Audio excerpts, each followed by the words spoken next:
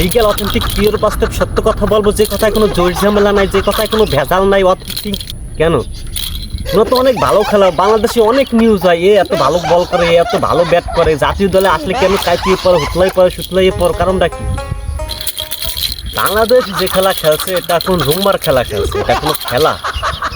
আরে বাংলাদেশ খেলা তো আমরা যারা দেখি আমাদের জীবন যৌবন বিসর্জন দিয়ে বাংলাদেশের খেলা দেখি, কিন্তু সে বাংলাদেশের খেলা নিয়ে ওরা তামাশা করলো, বাংলাদেশের খেলা নিয়ে ওরা আমাদের আবেগের সাথে খেললো।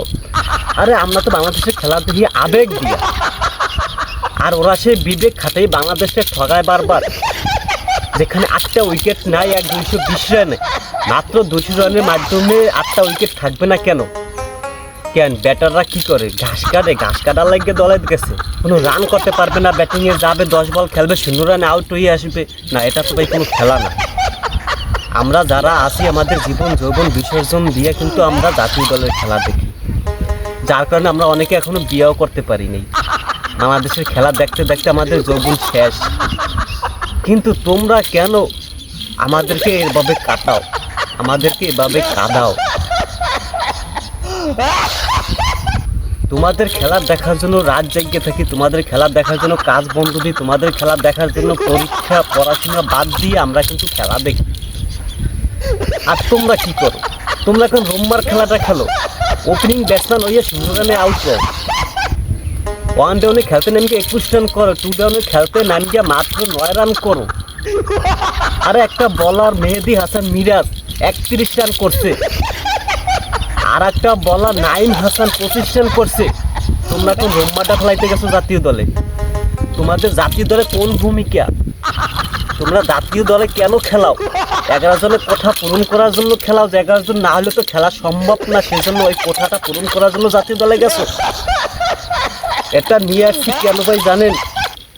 আর এটা তো বাবুরা পোলা পানেরা খেলে, তোমরা যে রোম্বার সুম্বারটা খেলা খেলছো পোলা পানের মতো খেলছো, এটা প্রমাণ করার জন্য এটা নিয়ে আইছি।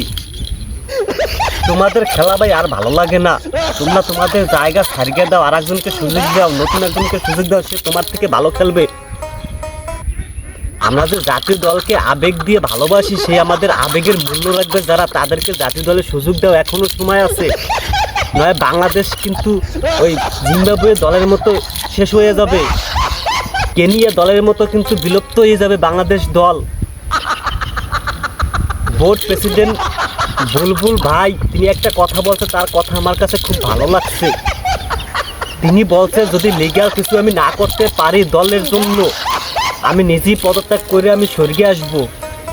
ঠিক আছে, আপনি ঠিক কথা বলছেন, আপনার জায়গা থেকে আপনি যেটা বলছেন উচিত কথা বলছেন।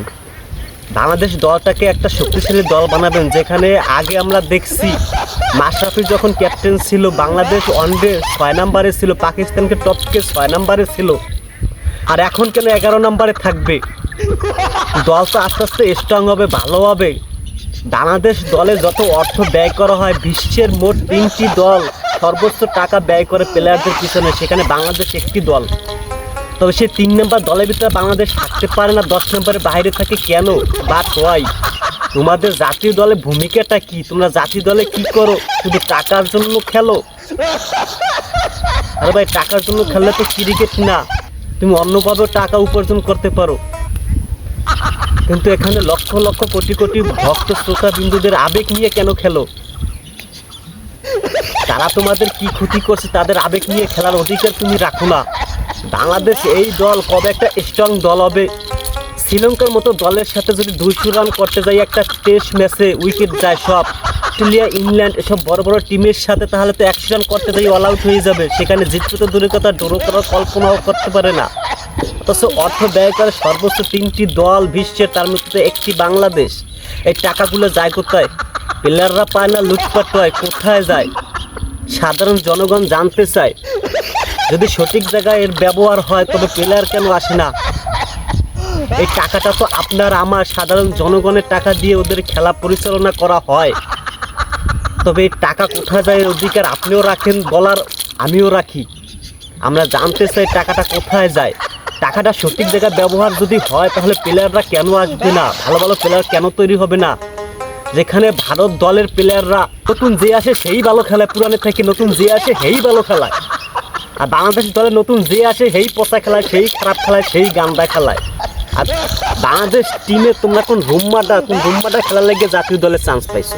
বাংলাদেশ দলে কি চাকরির মতো টাকা দিয়ে দলে নেওয়া হয় নাকি, যে ভালো প্লেয়াররা খেলে না, সব খারাপ প্লেয়াররা চান্স পাইয়ে যায়? অথেন্টিক কথা বলতে আমি পছন্দ করি, ভালোবাসি, এই জন্য অথেন্টিক কথা বলি। আমার ভিডিও অথেন্টিক লোক যারা তারাই দেখে। আমি চাই বাংলাদেশ দল এমন একটা স্ট্রং দল হবে যেখানে বিশ্বের যে কোনো দলকে টেক্কা দিয়ে বাংলাদেশ দল জিততে পারবে। কিন্তু জিম্বাবুয়ের সাথে, শ্রীলঙ্কার সাথে কেন হারতে হবে? মশায় কামড়ায় যন্ত্রণা, কয়লা আনতে হইবে। ডেঙ্গুর প্রভাব বাংলাদেশের চলছে, বন্যায় সব তলায় যাইতে আছে, এসব নিয়ে চিন্তা নাই আমাদের। আমাদের টেনশন বাংলাদেশ জাতীয় দল খেলবে, খেলাটা কখন 10:30টায় শুরু হবে, সব কাজকর্ম বাদ দিয়ে, আবেগ বিবেক বাদ দিয়ে, ভুল্লা ফ্যামিলি ট্যামিলি বাদ দিয়ে আমরা টিভির সামনে যাইয়ে বসি খেলাটা দেখার জন্য। আর তোমরা নামবা, 1 রান আউট হয়ে যাবা, 0 রানে আউট হয়ে যাবা। এই রোম্মার খেলাটা দেখার লাগে আমরা কি কাজকর্ম বাদ দিয়ে তোমাদের খেলা দেখার জন্য যাই বসি? তোমাদের যে বেসিক মুড, তোমাদের যেখানে প্র্যাকটিস কল হয়, সেখানে তোমাদের কি শেখানো হয়? আরে এখানে তুমি একলা খেলতেছো না, তুমি বাংলাদেশের 18-20 কোটি মানুষের হয়ে খেলতেছো। তুমি নিজের জন্য না হোক, 18-20 কোটি মানুষের জন্য, শ্রোতা ভক্তবিন্দুদের জন্য অন্তত ভালো কিছু করবা। সেসব কিছু বাদ দিয়ে তুমি নামও উঠতে যাও, কোনো রানই করো না, মানে ব্যাপার স্যাপার। আমাদের আবেগ নিয়ে আর কতকার খেলবা? আমাদের আবেগ নিয়ে খেলা বাদ দাও, জাতীয় দলে ভালো কিছু করো। খেলা দেখতেও ভালো লাগে, যখন খারাপ করো তখন রাত্রেও ঘুমাইতে পারি না। আমাদের জীবন যৌবন দিয়ে তোমাদের পিছনে আর কত, মানে আর কি করবো? কি ভুল করছি? জীবন যৌবন দিয়ে, আমাদের সময় দিয়ে তোমাদের খেলার পিছনে তোমাদের কত না সাপোর্ট দিছি, তারপর তোমরা এরকম বাজে পচা খেলবা, কারণটা কি? কামব্যাক করো। লিগ্যাল অথেন্টিক পিওর কথা বলবো।